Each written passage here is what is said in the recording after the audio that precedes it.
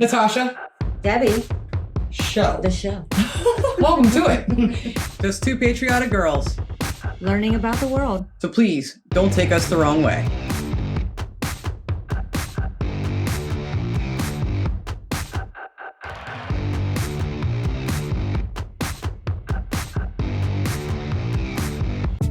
Welcome to the season 3 of the Natasha and Debbie show. That went well. That's right. Can you believe it? It has been 3 years. And we still can't speak in sync. YouTube. No, we can't. And this October, we'll be together for 21 years, and we still can't speak in sync. And the other thing we can't do is high five. This is our new high five. We thought we'd debut that today. So since we can't high five, you guys have seen us try to do it on the show. So you try to high five It me just right now. doesn't work out. Oh, we kind of did. Do it again. It's hard to look at the camera and... Don't act like this is only on here. This is in real life too. It's only on here. No, so Debbie and I came, was it me that came up with this stupid high five? I think so. It was me. I'm like, from now on, we just high five like this. Anyway, if you could high five the like button, yeah, don't break that though. You want to keep that. The like button would be great. It's 3 years of doing the Natasha and Debbie show as of yesterday. And don't be creeping in the background if you've been watching for 3 years and you haven't hit that subscribe button. We Put got a ring on it. Subscribe already. It's been 3 years. Commit. Yeah, I'm leaving you otherwise. I've been waiting on you for 3 years. Come on. Women can only wait so long. Put a ring on it.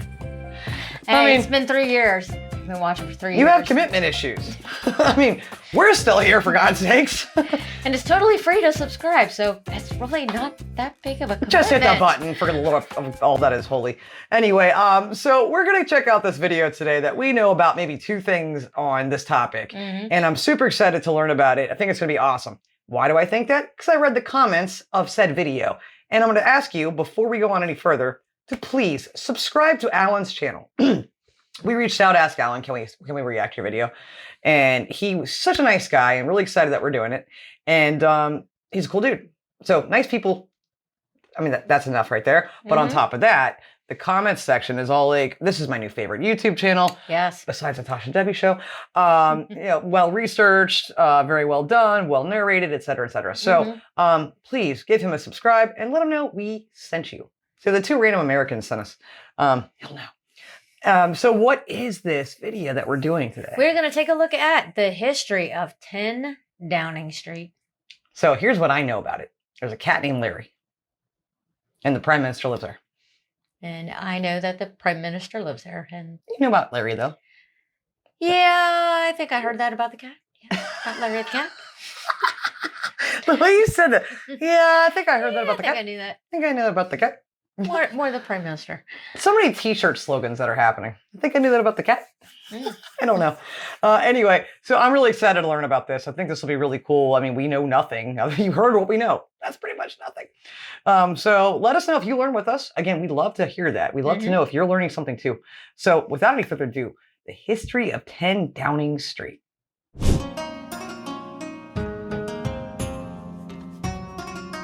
I hope I retain this well. When I recorded this video in July of 2024, the United Kingdom is in the final week of a general election campaign. The election was due to be held on the 4th of July.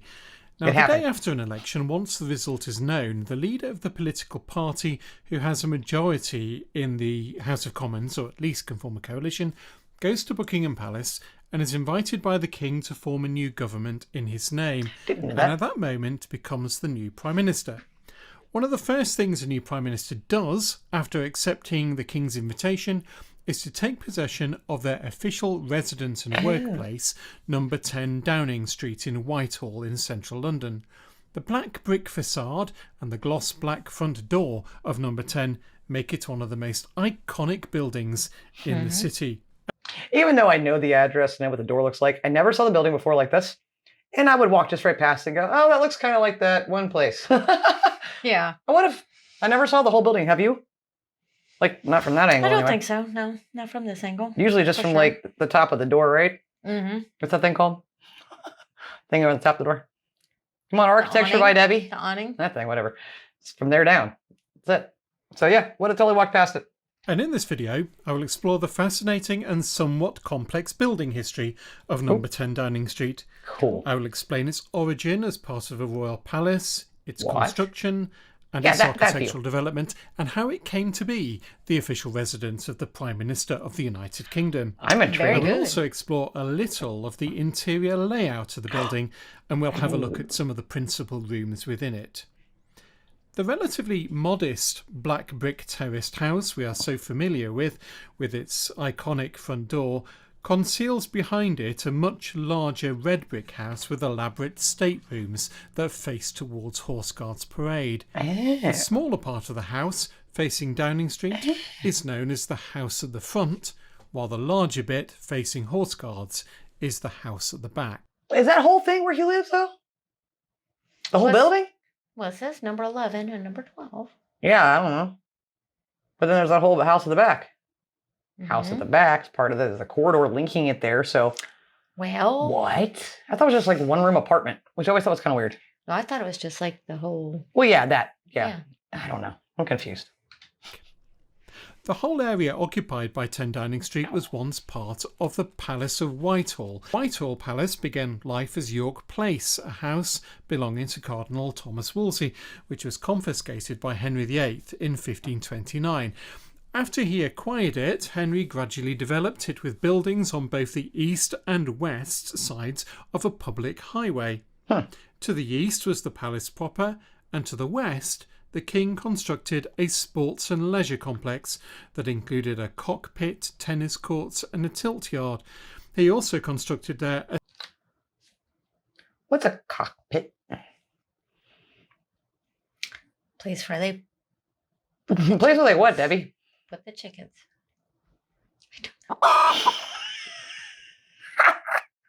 I only know of a cockpit. Place where they put the chicken. I don't know. I only know a cockpit of an airplane. Uh-huh. I don't know it of anything else, and it's in a building. I'm pretty sure that's not from an airplane because of the timing, too. I don't know what that is. He said it's like, I don't know. What does that mean? Recreation. It's not where they put the chickens. I don't know. I know you don't know because your answer was it's where they put the chickens. Therefore, that says that you don't know. I clearly do not. No. I like your answer, though. Let us know, please. This honestly don't know. a set of lodgings called the cockpit lodgings for members of the court. Members of the chickens. All of this in See? A. Gass's map of London of 1560. This whole leisure complex survived the 1698 fire that destroyed much of the eastern side of the palace, and the buildings in this area were all redeveloped in the 18th and 19th century. Okay. The site of number 10 Downing Street is within this part of the palace. So when the site of number 10 Downing Street is part of the Palace of Whitehall, what structures were present here? Well, on the site of the large house at the back element of the present number 10 was a large dwelling house built of brick and timber, which was attached to the back of Henry VIII's cockpit, and it was used to accommodate prominent members of the court. At the time of the restoration of the monarchy in 1660, this house was leased to General Monk, the first Duke of Albemarle, the man who had in effect smoothed the way for Charles II's return. After he died in 1670, the house was then leased by the Crown to the second Duke of Buckingham. This house was very desirable, as it faced outward towards St James's Park, and you can see it marked in blue on this plan showing the buildings beside the cockpit. In late 1677, King Charles II gave the lease of this house to his illegitimate daughter, Charlotte Fitzroy, and her new husband, Edward Lee, 1st Earl of Lichfield. The old Tudor house attached to the cockpit was demolished, and a new red brick house was constructed in its place. And you can see this house, newly built, standing next to the cockpit in Dankert's painting of the Palace of Whitehall from the 1680s. Wow. Lord and Lady Lichfield appear to have kept the house until 1690, when it was then given by William III to his second cousin Henry Count of Nassau, Lord of Overkirk, and was then renamed Overkirk House. Lord Overkirk died in 1708 and Lady Overkirk remained in residence until her death in 1720. And then the house was given by King George I to Count Bothmar, his Hanoverian advisor, as his residence, and it remained in Bothmar's possession until he died in... Sorry. The house at the back should be the house at the front. It's more interesting. It is, but I can't wait to see how it all gets put together. In 1732. Now, if we look at that plan again of the Tudor house at the back and the cockpit part of the palace, you'll notice that to the north of the house at the back, in red, is a separate house with its own gardens. This was part of the palace too. And in 1583, Elizabeth I had leased this part of the palace on a 99-year lease to Thomas Knivet, who was her palace keeper, and it became known as Knivet House. It later passed to his niece Elizabeth Hampden, and then was renamed Hampden House. She was still living there in 1665. In 1672, after Mrs. Hampden died, and with the lease of the property still in the hands of her heirs, they let Hampden House to the Duke of Buckingham, who used it as an extension to the house at the back. 20 years earlier, in 1651, just after the English Civil War, Parliament had sold the Crown's future interest in the lease of Hampden House to two gentlemen called Robert Thorpe and William Proctor. 3 years later, in 1654, they then sell their interest in the lease to George Downing. Now, Downing was a fascinating character. The son of a lawyer, he had first found a calling as an independent preacher. But during the English Civil War, he joined the army, and in the later stages of the war was Oliver Cromwell's Scoutmaster General. Really? In effect, his chief spy. He served as a diplomat during the Commonwealth. At the restoration of the monarchy, poacher turned gamekeeper, and he worked in his previous roles for the new king, even engineering the arrest of some of the regicides who had signed Charles I's death warrant. Okay. Clever, good at what he did, but greatly disliked, Samuel Pepys described Downing as a perfidious rogue. In 1662, after the restoration of the monarchy, the services rendered, Downing was granted a new 99-year lease from the Crown of Hampden House, which was to begin when the Hampden lease expired in 1682. Okay. Now, Downing's interest in the property at Hampden House was purely speculative. He wanted to redevelop the land for a profit. In 1682, when the Hampden lease finally expired, Downing was then able to take possession of the property, and he lost no time knocking Hampden House down and parcelling up the property into new building lots. A road was laid down, which is now called Downing Street, and 4 great houses were quickly constructed around it. As we will see later, they were relatively cheaply built, as Downing wanted to make a quick profit. Lady Lichfield, who was then living in the house at the back, was not at all happy that Downing's new houses were seemingly going up in her back garden, and she wrote to her father the king, who then advised his surveyor to heighten the wall between the two properties. Really? That was the answer. In 1732, at Lord Bothmar's death, Bothmar House, the house at the back, was granted by King George II to Robert Walpole, and at the same time the Crown also rented from the Downing family the eastern of the 4 great houses on the site of Hampden House, along with the smaller house next to the cockpit, which was then in the occupation of the colourfully named Mr. Chicken. So the footprint of number 10 Downing Street is... Maybe you're right after all. Mr. Chicken. Maybe you're right. In the cockpit. No. I give up anymore. He said aptly named. I know that. Of the colourfully named Mr. Colourfully Chicken. named is what he said. So the said. footprint of number 10 Downing Street is not a single house at all, but it is made up of these 2 houses combined. The house at the back, built in 1677 for Lady Lichfield as part of Whitehall Palace, and number 10 Downing Street, part of one of Downing's great houses built in the 1680s on the site of Hampden House. When Walpole was granted these properties by George II in 1732, it was the King's intention that he enter into a new 99-year lease for them.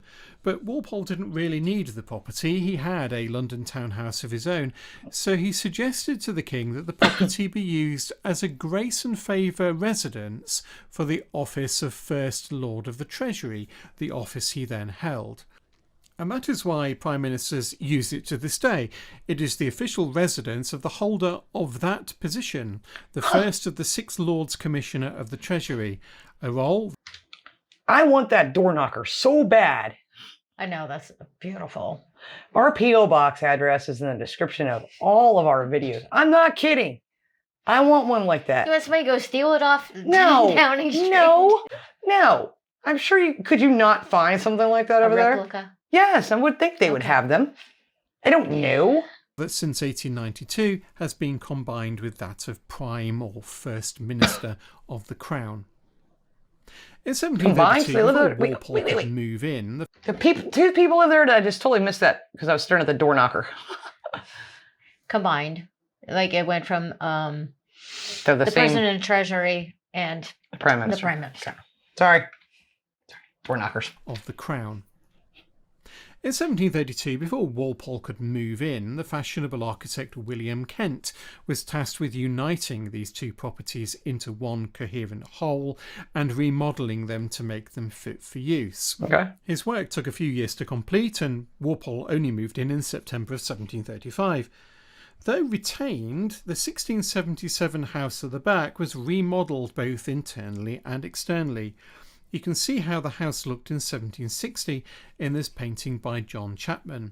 Okay. The north-facing front to Horse Guards Parade has been given a fancy new pediment to the central 3 bays.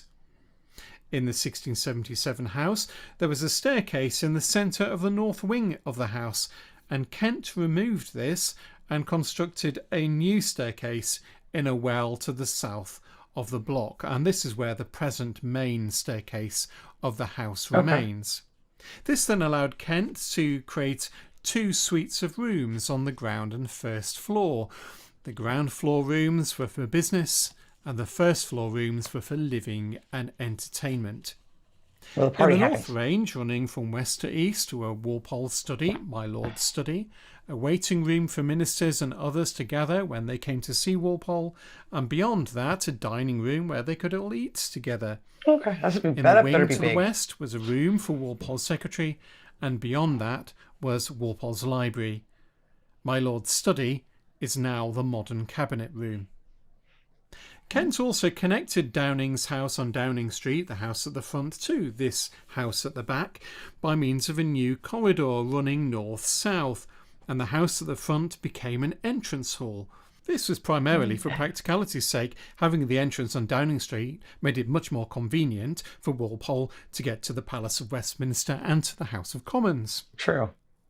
After Walpole's administration ended, there were nearly 30 years when Prime Ministers were wealthy landed peers with their own London townhouses and had little need of Downing Street.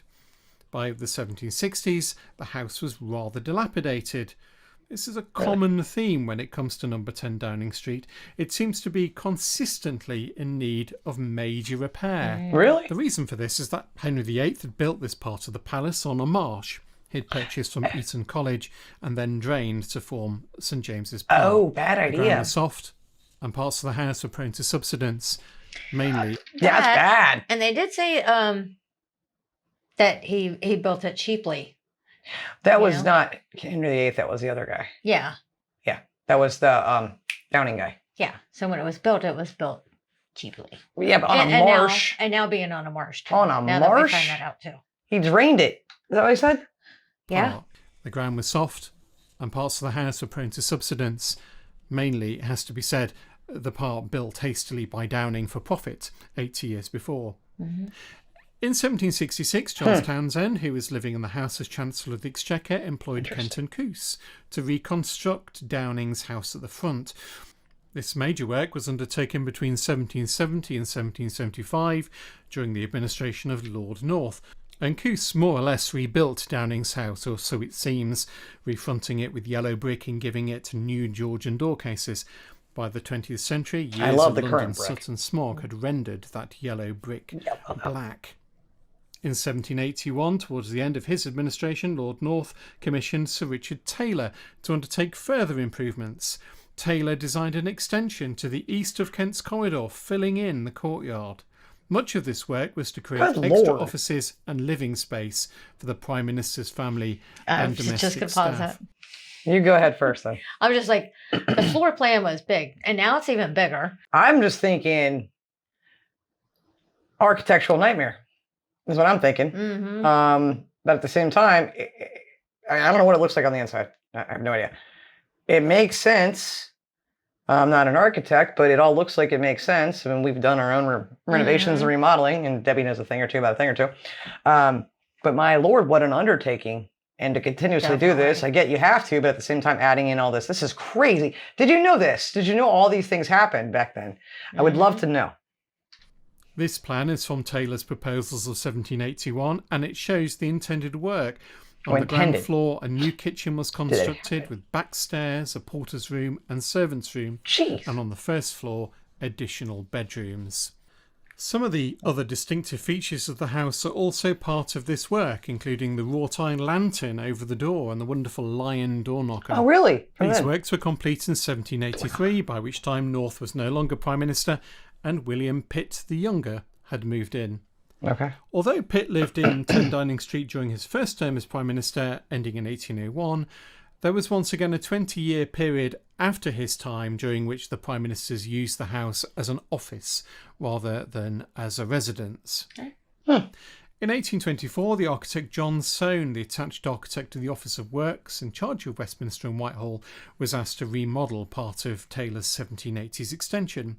The house was at that time occupied by Frederick Robinson, later Viscount Goodricke.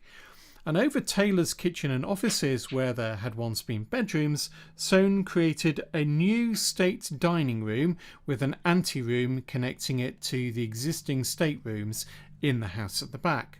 Okay. Wow. At this point in time, only even just to hear, I want to know how much money went into this place. Just from here already. That would be nice to know. It is just, Mm-hmm. it's crazy. Now they added a state dining room in. Change the bedrooms upstairs. Good to a state Lord. dining room. I want to see inside. For much of Robinson's time in the House, he was Chancellor of the Exchequer. It had become the practice, if the Prime Minister was living elsewhere, which they often were, to allow the Chancellor use of the House. Interesting. When Soane was commissioned in 1824, the intention seems to have been to section off part of the house at the front to become a dedicated residence for the Chancellor, and Soane was commissioned to create a new dining room for the Chancellor's house, which became number 11 Downing Street. That house is still interconnected with number 10. I knew it. The house remained as Soane had left it until the 1950s, when once again it became clear that it was falling into quite severe dilapidation. And in July of 1957, then Prime Minister Harold Macmillan appointed an independent committee, the Crawford Committee, to recommend a course of action for dealing with the deteriorating building. Which is? I'm very interested. And they recommended rebuilding. When the work began at the end of 1960, it became quite apparent early on that the condition of the house was much worse than the report had suggested. Where is this going? The foundations of the house were found to be inadequate, of timber, rotten and, in places, waterlogged. And so a squad of miners were brought in to underpin them. But they've already done so much. They can't rebuild it. They can't tear. Okay, sorry. I'm on my edge of my seat. Walls of the house at the front were found to consist primarily of rubble with some timber rather than proper brickwork, and many of the walls were out of true. Downing had done his work on the cheap. I am shocked right now. In the end, more than half of the fabric of number 10 was completely renewed. New floors, new ceilings, and much of the brickwork rebuilt. Wow. The black colouring to the front of Downing Street was at this point realised to be soot, but when the house was reconstructed, the decision was made to paint the facade brickwork black. As well as restoration, the opportunity was taken to modernise the house, to provide better accommodation for the Prime Minister and also to extend the house northwards towards Downing Street in front of the old kitchen to provide more office space. Okay. The Prime Minister was out of the house until September of 1963. Wow. And during the course of the work, the budget spiralled. The original budget had been set for £400,000, but in the end, the work cost a staggering £1.5 million. Back then. But the work wasn't done in 1963. In 1964 and in 1969, dry rot was discovered in the house at the back and more expensive work took Are you place. kidding? There was an awful lot of criticism at the time of the cost of all of this work. Certainly providing a new house for the Prime Minister would have been much more cost effective. But of course, the important historical associations of number 10 with the office of Prime Minister would have been lost. So after considering the house's development, let's now have a bit of a look inside. I can't show you the whole of the interior of the house. It would be wonderful if I could, but I can give you some sense of the principal rooms and their location and what they look like. Okay, I'm down. Now, I hope I'm not going to become a security threat to whoever is the next Prime Minister. Well, then we're with you, buddy. All of the information I have used is within the public domain, and Google even allows you to do a tour of the house. Though I've noticed that they've mixed up the rooms a little bit. I wonder if that's on purpose. I would assume it would be. As we go around, I would ideally like to tell you about every single painting and object in the house, but I think we'd be here for days. So I'll give you only an impression of each of the important spaces. All right, I'm good. Let's do this. So when you enter Downing Street through the famous black door off the street front itself, you enter the house at the front, which primarily consists of lobby areas and offices on the ground floor. The front door opens into the entrance hall, which has a black and white checkerboard floor, which John Soane is I didn't expect to see that. Good Lord, just that alone is like so much different than what I expected to see. You're looking right up close, and I'm looking through the doorway to see what else I can see. I was the second place I looked at. I So I'm like, that goes back. Sorry. responsible for. The most prominent painting hanging here is that of Sir Robert Walpole, which is just on the left-hand side, but there is also a large portrait of Pitt the Elder, the Earl of Chatham, who, unlike his son, never lived in this house. In one corner of the room is a leather-covered porter's chair. Yeah, what's up with this that? extraordinary chair was one of two that were once in the house that were designed by Thomas Chippendale and were, or so I've read, placed outside the front door of Downing Street for the porters to sit in. The drawer at the bottom, lined with metal, was filled with hot coals to warm the porter's posterior. They were moved from the entrance hall into the lobby, which was once the domain of the Prime Minister's office keeper, and this space communicates with the offices, the kitchens, and the domestic that carpet quarters looks really to dated. the east.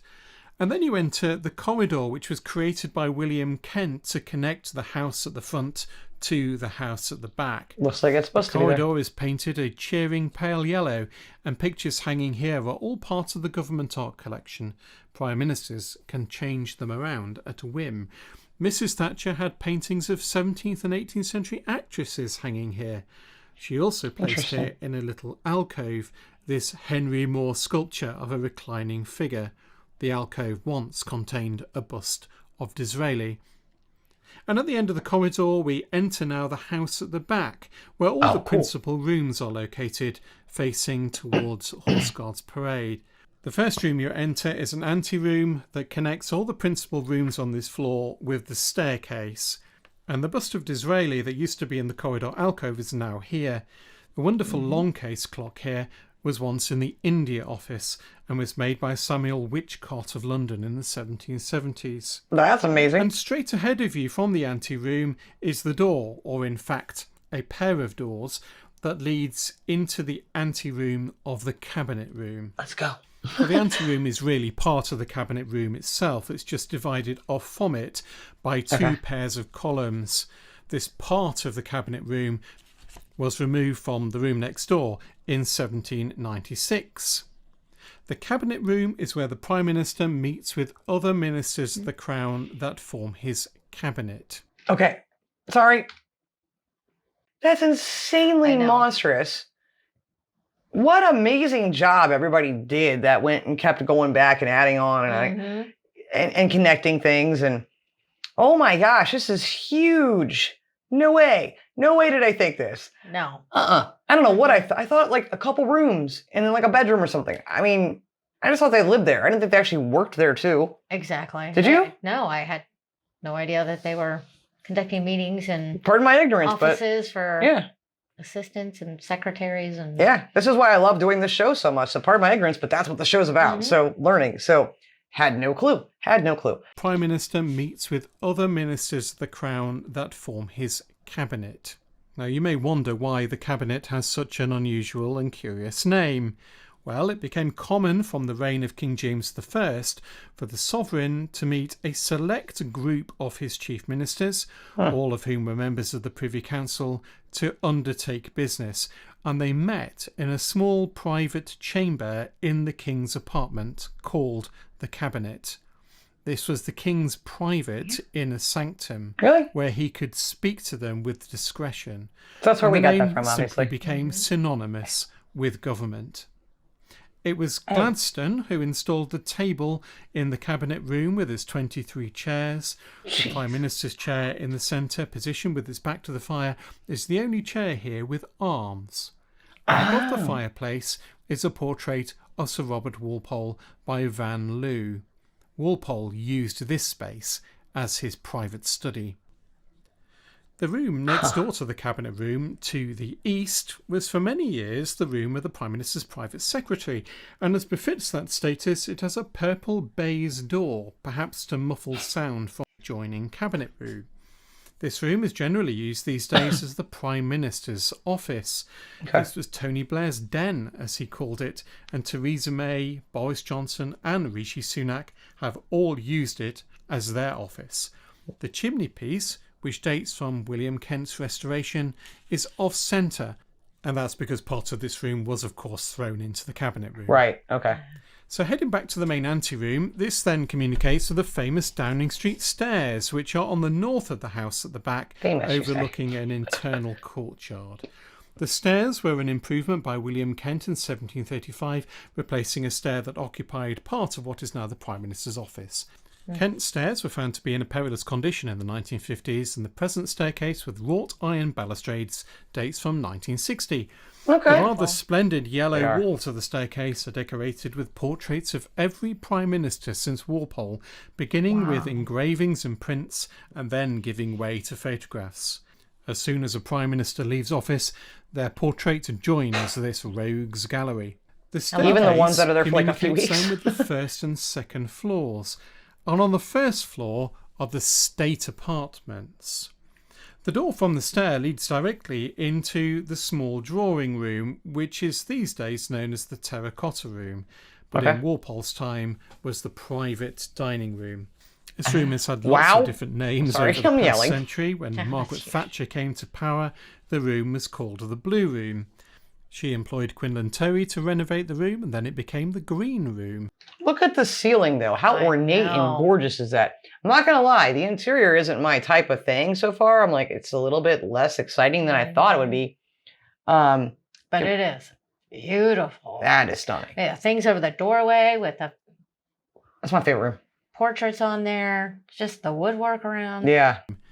Terry greatly elaborated this room, creating the present gilded plaster ceiling.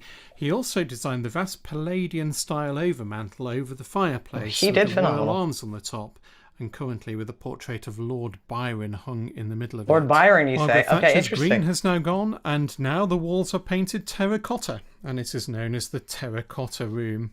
One of the prominent pieces of furniture to notice in this room is the original desk used in the house by William Pitt the Younger. Nice. The White Drawing Room, beyond the Terracotta Room to the west, has traditionally been the principal drawing room of the Prime Minister's wife and was often called the boudoir. Although the room has a fireplace by William Kent, Margaret Thatcher commissioned the present decoration also by Quinlan Terry. The ceiling he put in here includes the national symbols of England, Northern Ireland, Scotland and Wales. Okay, yeah. On either side of the fireplace are two paintings by J.M.W. Turner that have been here since Ramsay MacDonald was Prime Minister. I love that fireplace. Next to the White Room, facing west, is a room that was once the Prime Minister's bedroom, but was used by Margaret Thatcher as her study. It has been decorated since her time and has now been fitted with bookcases. This photo from 1927 shows the Kent fireplace in this room when it was Stanley Baldwin's bedroom and was surrounded by his family portraits and miniatures. Oh, wow, that's so neat to have that fireplace is now surmounted by a portrait of Lady Thatcher. Fireplace. Since the time of Tony Blair, the room has mostly been used as a private and more intimate meeting room. One of the things to note is that the Prime Minister's office, his household, has grown and grown since the time of Robert Walpole, and the house is now bursting at the seams with greater and greater demand for office space. Really? As the house has become increasingly under pressure as a workplace, so space for the Prime Minister to live in has become more and more cramped. There are at least 2 private apartments within number 10 and number 11 Downing Street, and they're both on the 2nd floor of the house. Okay. The apartment that's designated for the Prime Minister in number 10 is somewhat smaller than that for the Chancellor of the Exchequer in number 11. During Tony Blair's premiership, he lived in the Chancellor's flat in number 11 and Gordon Brown, his Chancellor, in number 10. It must feel like squatting in an office. These apartments have been traditionally decorated, although the Camerons redecorated their flat to resemble something from an IKEA catalogue. And it has been fairly routine in the newspapers after a general election for there to be moaning and outrage about the cost of redecorating these private spaces. So retracing our steps through the white and terracotta rooms, we reach the official drawing room, what is called generally the pillared room. 37 foot long by 28 foot wide, its present appearance is due primarily to Taylor's work in the 1780s. This is all the house in the back, right? Yep. Yeah. Okay. I didn't even know that existed. I know. I had no idea that house even existed. I didn't know all the rooms would be back there. I didn't know everything was back there. Living spaces. I mean, this is crazy. And this is more what I was expecting. Like, well, I wasn't expecting any of this, right? Until we got to the fact that we knew that they built 5 million different places in one place. But this is opulent. This is what downstairs would have looked. This is the nice. entrance. Yeah, that was just kind of blah. Yeah. This video is amazing. I'm loving this. I'm learning so much, and I hope you are too. He added the pair of Ionic-style pillars to the north and extended the room into his newly built addition. The floor is usually covered in a wonderful Persian carpet, a copy of the early 16th century Ardebil carpet in the Victoria and Albert Museum. Wow. The fireplace in the room was altered by Quinlan Terry in the 1980s, and he created an overmantel with small columns that matched the larger ones in the room. And for many years, a portrait of Pitt the Younger by Romney graced this space on loan from the Tate Gallery. But in recent years, that's been replaced by a portrait of Elizabeth I by Marcus Gerhardt the Younger. Good call. Leaving the pillared room, you enter then the small dining room, or the breakfast room. Let's see how small the dining room is. One of the 2 rooms that Sir John Soane was responsible for. Panelled and intimate, in the past the small dining room was used by Prime Ministers and their families until the separate flats were created on the floor above. Makes sense. Notice that the fireplace is placed underneath a window. Soane designed it so the flues were diverted to either side of the window. Over it is a bust of Sir Isaac Newton by Sir Michael Rysbrack. This was brought here in 1982 by Margaret Thatcher. And then beyond the small dining room, you enter the state dining room, which is the largest and grandest space in Downing Street. Wow. 42 foot long, it rises through 2 stories and has a coffered plaster Grecian-style ceiling, and is once again the work of John Soane. Several Prime Ministers, believe it or not, used to work in the space, and Bonar Law used the room as the cabinet room during his premiership. The grand table here and the 20 chairs are reproductions of designs by Robert Adam and were made for the British Embassy in Rio de Janeiro. Since the 1960s, a wonderful painting of the 1690s by Thomas Murray has been hanging here, depicting 3 naval officers, insane. How's this all Edward in there? Russell, Earl of Orford, John Benbow, and Sir Ralph Deverell. And at the far end of the room is a massive portrait of King George II in his coronation robes, painted by John Shackleton. That's beautiful. This is the king who gave this house to Robert Walpole in 1732, which began its long and rich association with the office of Prime Minister. I didn't expect all that. What can you say other than yep. That was incredible. That's all I can say. And I mean, we've already said it. I mean, I just thought it was just like a modest type little flat home. Attached house, 3 floors. Yeah. But had no idea that it went way down there a long hallway. There's a whole other building in the back. Blah, blah, blah. This is the part where we freak out. We were being quiet during the video, but now it's like... That's incredible. Y'all held out on us. I'm glad that Are we the only Americans that don't know this? I doubt that. Yeah, you're right. I definitely know that we're not the only ones. I'm so glad that we got to see a peek inside, to see some of the rooms nice anyway. Peek inside, by the way. And I think that's pretty cool that they have their own separate like residence. They need it. Either within there or number 11. I don't really know what to say. I'm going to say this, though. If you liked this, hit the like button. Consider subscribing to the channel, for God's sakes. That was awesome. And please, go over to Alan's channel. You'll find the link to his channel in the description of our video. How do you not want to subscribe to his channel now after this? I know. That was such Alan, good information. Thank you, Alan, for getting it all together. Yeah, that was a lot of research. Oh my gosh. It definitely did not disappoint. We hope that you enjoyed this episode of the Natasha and Debbie Show and that you'll stay with us for this 3rd season of our show. And who knows what the future will bring. But we've always said, and we'll continue to say it, if you keep watching, we'll keep making the videos. We will. It's been 3 years. We'll see what happens. So thank you so much for watching. We'll see you on the next episode. Until then, love, like, jazz. Be as strong as Tyson. Bye. Bye.